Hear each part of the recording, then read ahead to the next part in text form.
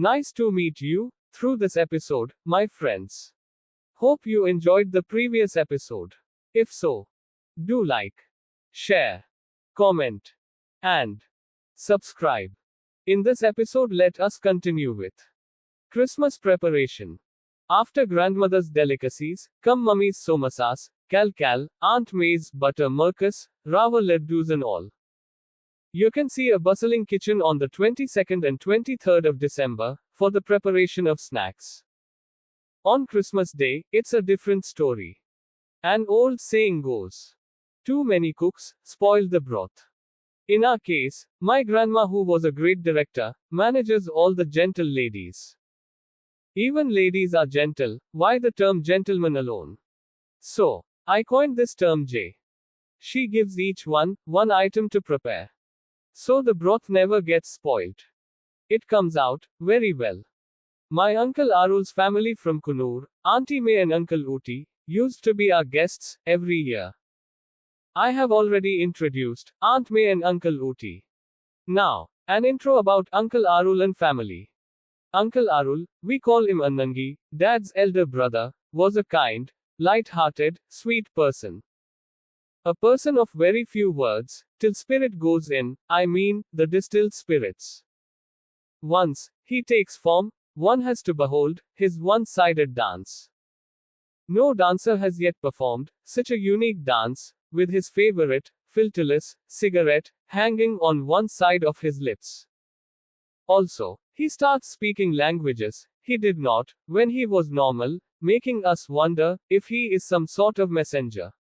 One of his continuous utterance was, I will do wonders, not realizing that he is already doing wonders. He used to blow out smoke rings from the cigarette smoke.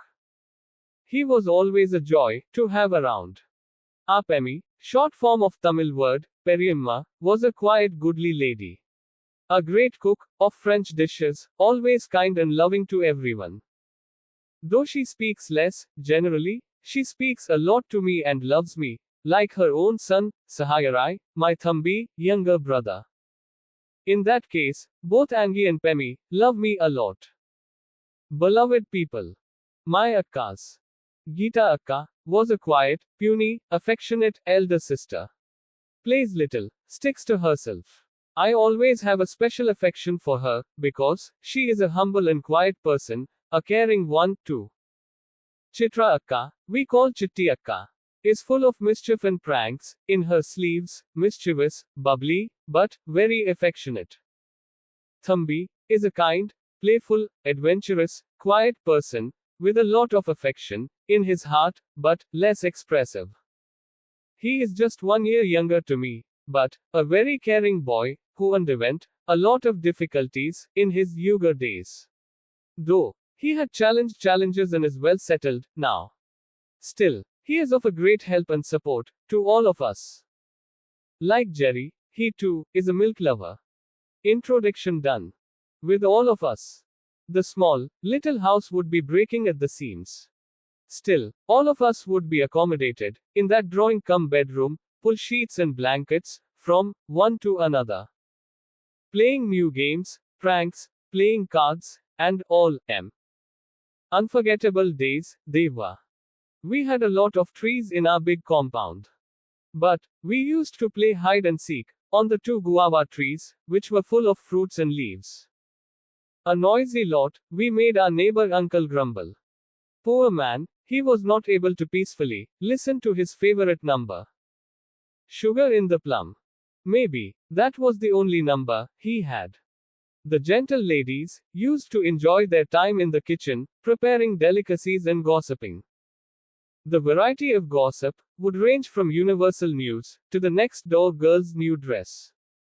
If one has to succeed in civil services examinations, they have to sit with our gentle ladies for a day. When the gentlemen get together, what else can one expect? Whiskey, brandy, rum and whatever drinks, according to each one's preference. Discussing great, trivial matters in their inebriated state. And praising all the starters and snacks that the gentle ladies would give them from time to time. One uncle was seen praising boiled meat. God. With all this commotion going on, our Iyer. That's how we call him. He is Dad's good friend and an expert in making Indian sweetmeats. He used to cook for marriages. This, apart from all the other ones we discussed earlier. For all our family occasions and celebrations, Iyer sweets and savories will always have a special place. For us normally, he prepares Mysore pak, badusha and spicy Chennai mixture. Grandma and team normally finish their Christmas homemade delicacies by the 23rd afternoon.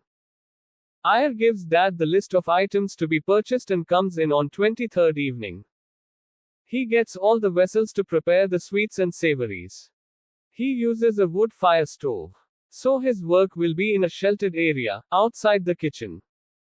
As usual, Iyer arrives around 9 o'clock that night and his work goes on till 5 in the morning. He arrives in an auto rickshaw, a three-wheeled cab, which are a common sight in Indian roads, with all his vessels, big stirring spoons and all. Dressed in a white shirt and a white dhoti, an Indian substitute for pantaloons, he always has divine smile on his face. A calm, goodly person, with kind words for everyone, he was an elderly bachelor, in his 70s. The wood fire stove was first set up. For this, he takes 3 sets of 2 bricks each and arranges them, for the vessels to be placed on. Puts in the firewood and kindles the fire. First, he prepares the Mysore pak, which is a mixture of gram flour, white sugar and clarified butter. He first dry roasts the gram flour, then makes the sugar syrup and mixes the roasted gram flour in the sugar. Then he starts pouring the clarified butter and keeps stirring continuously. This he does, so that lumps are not formed. By the time he finishes the stirring, poor man, you can see him perspiring a lot, on the winter's night. Once the stirring is done, the boiling mixture is allowed to half cool. Then cuts them into bite-sized pieces and leaves it to cool for some more time. By this time, Mummy has a good cup of filter coffee for him. An aromatic brew. Filter coffee is a native brew of South India. The coffee decoction is made in a filter and mixed with fatty milk and white sugar. Well, out of the world it tastes. I stay awake the whole night and keep chatting with Iyer, so that he does not fall asleep on the stove. Very tiring his recipes are to make. Once the Mysore pak is done, he pulls out the first piece and gives it to me, to taste. That delicacy just melts in the mouth, so wonderfully tasty it used to be. More than that, the love with which this elderly gentleman used to give it to me. Even today, my heart is filled as much as my eyes. Whenever I think of him. It's been long since we had lost touch, as I was out of my hometown, many years, due to my profession.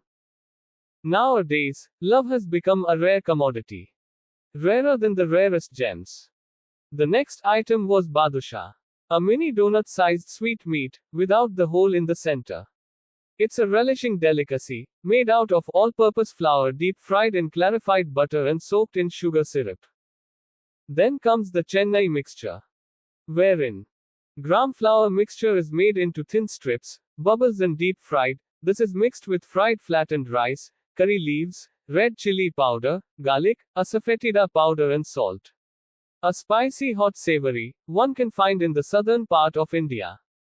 One amazing quality of Iyer was, whatever item list he gives, including the firewood, he utilizes all.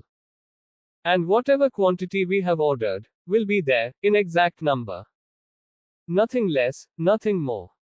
His experience had made him that perfect. After finishing his work, Iyer will have a second cup of coffee, take his payment and leave sharp, at 5 in the morning. The auto rickshaw would be waiting to pick him up. Sweet and evergreen thoughts about the sweet Iyer will always linger in my heart. Christmas preparation completed. Now, we await Christmas in our next episode. Have a great day till then, friends.